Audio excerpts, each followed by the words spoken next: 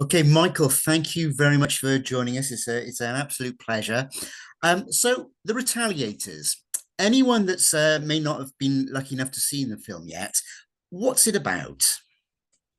To wrap it up in a nutshell, in terms of the story, it's about a small town pastor, a modern day pastor, who is beloved by his community, and something terrible happens.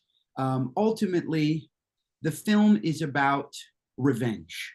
It's the age old story, correct? It's as old as Shakespeare writing about love. It's like a saber-toothed tiger attacks a caveman's child, and the clan goes after and hunts the saber-tooth, right? So it touches upon, it's a modern it's a modern tale, but it has a wink at the 80s, and it touches upon morality, religion, and justice. So it's certainly on the highbrow side of horror, if you will.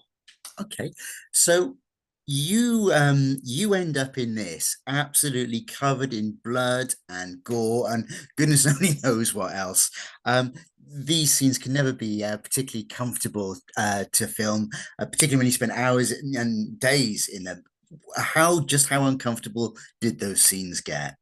They actually got really uncomfortable. Look, at the end of the day, when I talk about this, they're good problems to have, right? It's not like I'm digging ditches, but I will say, since you asked, that blood is made up of sort of a syrupy kind of substance. So the worst part was there were two things that really ring to me when I talk about this that were horrible. One is when the blood would sort of drip down your neck in here, and anytime you'd kind of turn in between takes while we were filming, it was never an issue. But when you'd be sitting in between takes and you just sort of feel that in here, I don't even wear makeup as an actor, like because I just hate the feeling of anything on my skin. So that was very difficult.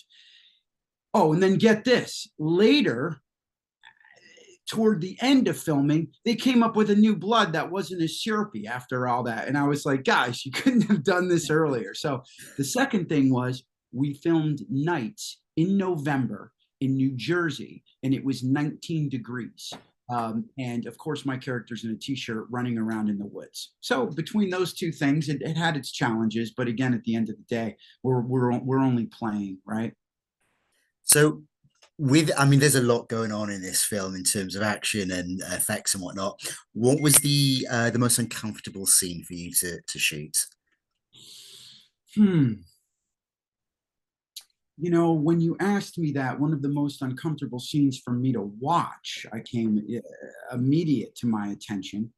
Um, when you ask uncomfortable, do you mean in terms of an emotional sense or a physical sense? Physically, the most uncomfortable. Physically, oh, I got my butt kicked a lot by Joseph Gatt. Did you see that guy? Oh yeah. He's enormous. So yeah, we had a lot of stunts. And get this, they all didn't make the movie. We shot a lot more than you're actually seeing. So we have a lot, so over and over again. And we had an amazing stunt coordinator. His name is Norman Douglas. But the trick to stunt fighting is selling the punches. So over and over again, I would be like this, and Norman would be like, "You're gonna have a stiff neck. You kind of have to fake it that way." So there were so many tricks that I learned, but literally, and Joe, we're both pretty physical, so we went after it, and I was bruised, beat up, and sore at the end of the day. You mentioned Joseph Gatt. He is a scary looking guy. What's he like in real life? Is he He's as a Yeah, he's a very sweet guy. He's very intelligent. He's very considerate. He's a professional. He's so good at stunts. That's how he does a lot of work in that field when he's cast. It's very often for that, from Game of Thrones, the series Banshee, and on and on. He is a pro. We rehearsed a lot, and he was very dedicated. so you produced this film as well. Now, this is something a very good friend of mine wants to know about this. He is a massive fan of Five Finger Death Punch, a Mm. massive fan of theirs. You've got them in it, you've got Tommy Lee, you've got a whole host of others. How did you get them into the film? Yeah, so how this started, I'll make a long story short. I brought the script of Retaliators to Alan Kovac, who is also the producer of the film. He has a company called Better Noise Music. Better Noise Music has over 40 amazing rock bands: Motley Crue, Five Finger Death Punch, Ice Nine Kills, Blondie, which is Deborah Harry. He had back in the day the Bee Gees and Meatloaf. He's a legendary music manager, and he's been doing this over 40 years. So when I brought him the script, I thought it would be a perfect mix of rock, metal, and horror. And this movie takes so many crazy twists and turns, and I think it really the music is so important to this film. It's another character, and the film has a wink at the 80s. And I think a lot of those movies in the 80s and 90s, such as Lost Boys, Judgment Night, those are early 90s, The Crow, have such amazing soundtracks. And the music to me just jumped off the page when I read this. So I brought it to Alan. It did to him as well. And he said, Michael, let's do this. And his dedication and passion for the project never wavered. He's the guy behind the movie. I was the filmmaker on set. He put me in touch with all these incredible musicians: Five Finger Death Punch, Jacoby Shattuck, Spencer Charnas, Ice Nine Kills, and I talked to them a lot about their roles. We handpicked their roles.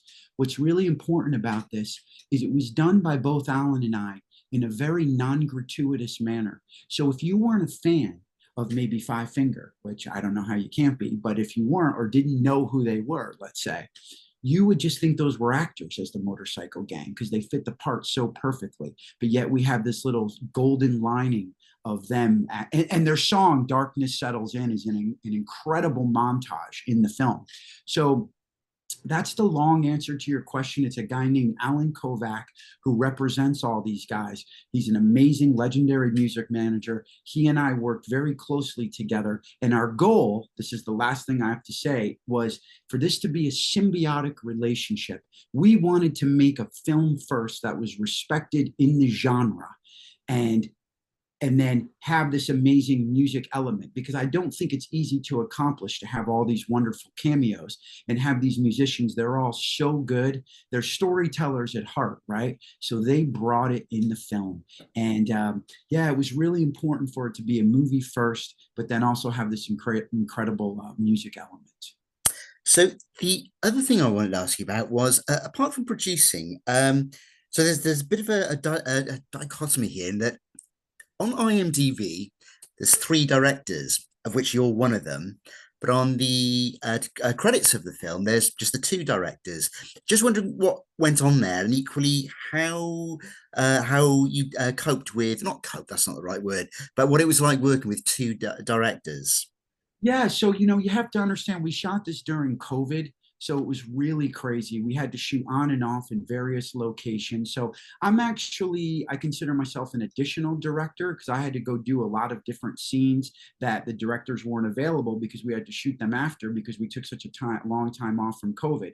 And regarding the directors, Bridget Smith is wonderful, a wonderful director, a very warm individual who brought so much love. She allowed the actors, and she creates a very wonderful, warm environment because acting is about jumping off a cliff, and she was wonderful at the storytelling. And Samuel Gonzalez is an incredible stylized director. Like if you're drinking a glass of water, he'll shoot up through the glass of water into your eyeball where you see a reflection of Joe Gat or something, right?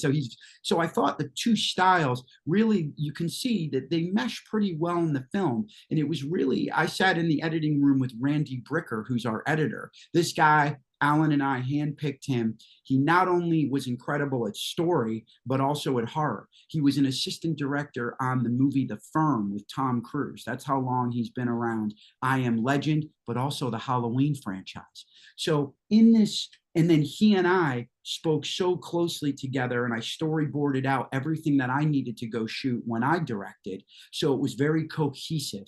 We really worked hard at that. And sometimes it could be a disaster, sometimes it could be brilliant. Hopefully, we at least found our place somewhere in the middle on this one. So it's a great sort of horror film, and it, as you say, you mentioned about sort of the throwback to the 80s. I really like those touches in it. But finally, and we ask all sort of our actors this.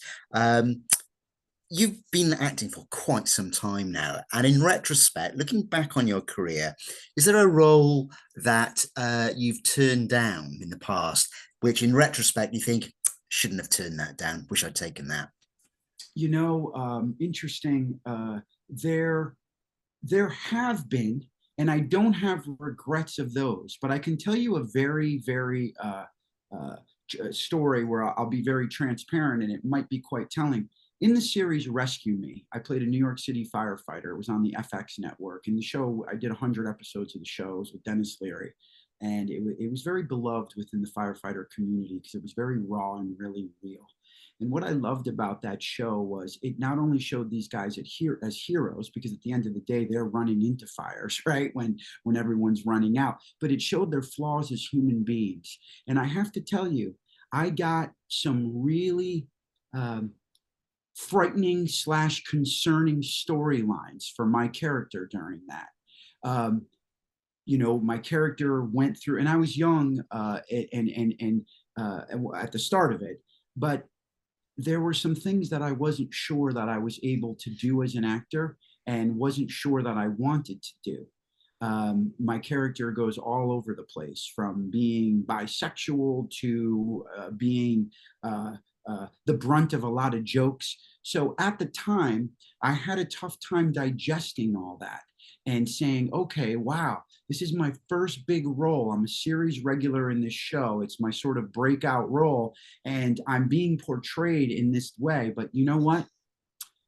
As an actor, we're storytellers. You separate yourself from the role. And the writing was so good on that show that I think I ended up doing everything and embracing it because I trusted Dennis Leary and Peter Tolan, the co-creators. And I people learned. I got a lot of mail because of it because they related to the character and what he was going through. And that was one. The reason why I bring that up is that I had a lot of trouble digesting at the beginning, but I'm so happy that I ended up doing it and embracing it, and I learned a lot from the journey. Okay. Well, thank you very much for your time, Michael. It's been an absolute pleasure talking to you. Thank you. Yes, Simon, thank you very much. Be well, and thanks for your time.